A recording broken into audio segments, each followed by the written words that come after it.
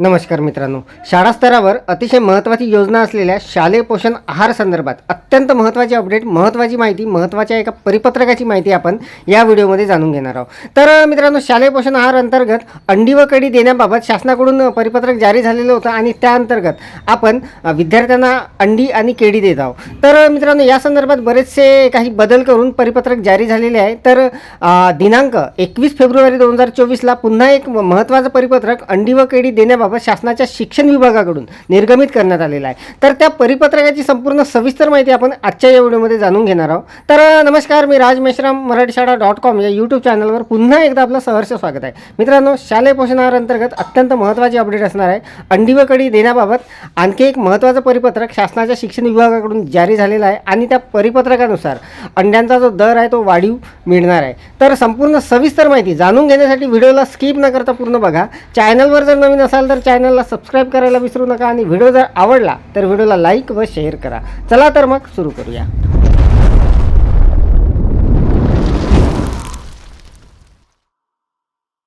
तर मित्रांनो, प्रधानमंत्री पोषण शक्ती निर्माण योजना स्वतंत्र कक्ष प्राथमिक शिक्षण संचालनालय यांच्याकडून हे महत्त्वाचं परिपत्रक जे आहे हे जारी झालेलं आहे.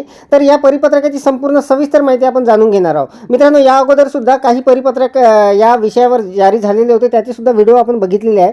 तर बघा, शिक्षणाधिकारी गृहमुंबई महानगरपालिका आणि शिक्षणाधिकारी प्राथमिक जिल्हा परिषद सर्व विषय आहे अत्यंत महत्त्वाचा. तर विषय बघा, प्रधानमंत्री पोषण शक्ती निर्माण योजनेअंतर्गत विद्यार्थ्यांना अंडी व केळी या पदार्थाचा लाभ देण्याबाबत संदर्भ दिलेले आहे. मागील पत्रांचे 7/11/2023 आणि 20/12/2023ला जे पत्र जारी झालेलं होतं त्याचा संदर्भ दिलेला आहे. तर संपूर्ण सविस्तर माहिती आता आपण जाणून घेऊ. केंद्र पुरस्कृत प्रधानमंत्री पोषण शक्ती निर्माण योजनेअंतर्गत राज्यातील शासकीय तसेच शासकीय अनुदानित शाळांमधील इयत्ता 1ली ते 8वीपर्यंत शिक्षण घेत असलेल्या सर्व विद्यार्थ्यांना पोषण आहाराचा लाभ देण्यात येतो. परंतु प्रस्तुत योजनेअंतर्गत केंद्र शासनाच्या मार्गदर्शक सूचनांनुसार इयत्ता 1ली ते इयत्ता 5वीच्या विद्यार्थ्यांसाठी 450 उष्मांक व 12 ग्रॅम प्रथिनेयुक्त तसेच इयत्ता 6वी ते 8वीच्या विद्यार्थ्यांना 700 उष्मांक व 20 ग्रॅम प्रथिनेयुक्त मध्यान्ह भोजन देण्यात येते. सस्थितीत प्रस्तुत योजनेअंतर्गत तांदळापासून बनवलेल्या पाककृतीच्या स्वरूपात पोषण आहाराचा लाभ विद्यार्थ्यांना देण्यात येत आहे. नाविन्यपूर्ण उपक्रमांतर्गत शासनाने उक्त नमूद शासन निर्णयानुसार विद्यार्थ्यांच्या आरोग्य विकासाकरिता नियमित आहारासोबत अंडी, केळी अथवा स्थानिक फळे उपलब्ध करून देण्याचा निर्णय घेतलेला आहे. प्रधानमंत्री पोषण शक्ती निर्माण योजनेअंतर्गत प्रस्तुत उपक्रमाच्या अंमलबजावणी स्थानिक पातळीवर सुरू आहे.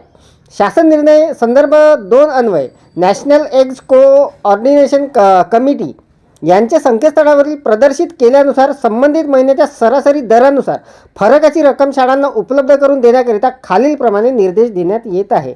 तर मित्रांनो, अंड्यांचा जो दर आहे शासन स्तरावरून जो निश्चित होतो त्याप्रमाणे आता त्याचं जो फरक आहे तो शाळांना मिळणार आहे. तर बघा, नॅशनल एग्ज कोऑर्डिनेशन कमिटी यांनी माहे जानेवारी 2024 करिता संकेतस्थळावर प्रदर्शित केलेल्या माहे जानेवारी 2024 करिता प्रति अंड्याचा दर 6 रुपये निश्चित करण्यात येत आहे.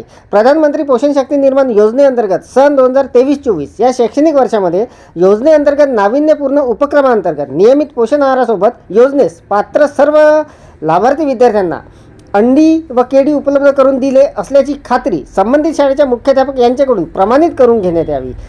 जानेवारी 2024 करिता निर्धारित केलेल्या एकूण 5 दिवसीय सर्व शाळांमधून विद्यार्थ्यांना अंडी, केळी या पदार्थाचा लाभ देणे आवश्यक आहे. योजनेस पात्र शाळेमध्ये संबंधित महिन्यामध्ये निर्धारित केलेल्या एकूण 5 दिवशी विद्यार्थ्यांना अंडी, केळी या पदार्थाचा लाभ दिल्याची खात्री मुख्याध्यापक यांच्याकडून प्रमाणित करून घेण्यात यावी. शाळा, केंद्रीय स्वयंपाकगृह संस्था यांनी लाभ दिला नसल्यास संबंधित शाळा, केंद्रीय स्वयंपाकगृह संस्था पुढील कार्यवाहीस पात्र राहतील. याबाबत सर्व शाळा, केंद्रीय स्वयंपाकगृह संस्था यांना अवगत करून देण्यात यावे. माहे जानेवारी 2024च्या 5 दिवसाकरिता द्यावयाच्या रकमेची परिगणना मुद्दा क्रमांक 1 मध्ये नमूद केलेल्या केंद्रीय स्वयंपाकगृहाकरिता आवश्यक अनुदान आणि शाळांना वितरित करण्याची फरकाची रक्कम याची परिगणना करून त्यानुसार अनुदान मागणी संचालनाकडे नोंदविण्यात यावी. शाळांना अग्रिम स्वरूपात 5 रुपये याप्रमाणे अनुदान उपलब्ध करून देण्यात आलेले आहे. सबब शाळाच्या फरकाची रक्कम मागणी 1 रुपये या दराने करण्यात यावी आणि केंद्रीय स्वयंपाकगृह शाळांमधील लाभार्थी विद्यार्थ्यांना प्रमाणात आवश्यक अनुदान मागणी ₹6 याप्रमाणे माहे जानेवारी 2024 मधील 5 दिवसाकरिता करण्यात यावी. शाळांनी विद्यार्थ्यांना उपलब्ध करून दिलेल्या नियमित आहाराची माहिती MDM पोर्टलवर भरणे आवश्यक आहे. फरकाची रक्कम वितरित करताना सर्व शाळांना नियमितपणे MDM पोर्टलवर दैनंदिन उपस्थितीची माहिती नोंदवण्याची खात्री तालुक्यामार्फत करून घेण्यात यावी. शाळांना अग्रिम स्वरूपामध्ये वितरित केलेल्या अनुदानाची रक्कम उक्त मुद्दा क्रमांक 1 मध्ये नमूद केलेल्या रक्कम यामध्ये तफावत आणि लाभ प्रत्यक्ष घेतलेल्या विद्यार्थी संख्येची परगणना करून फरक रकमेची मागणी संचालनालयास त्वरित सादर करावी. प्रस्तुत उपक्रमाची माहिती योजनेस पात्र सर्व शाळांमधून नियमितपणे होईल याची दक्षता शिक्षणाधिकारी प्राथमिक यांनी घ्यावी. शरद गोसावी, शिक्षण संचालक प्राथमिक, महाराष्ट्र राज्य, पुणे. तर मित्रांनो, अत्यंत महत्त्वाचं हे परिपत्रक, महत्त्वाची माहिती या परिपत्रकाच्या माध्यमातून आपण जाणून घेतलेली आहे. शालेय पोषण आहार अंतर्गत अंडी व केळी जे आपण देत आहोत त्या संदर्भात एक महत्त्वाचं परिपत्रक, महत्त्वाच्या सूचना इथे आलेल्या होत्या.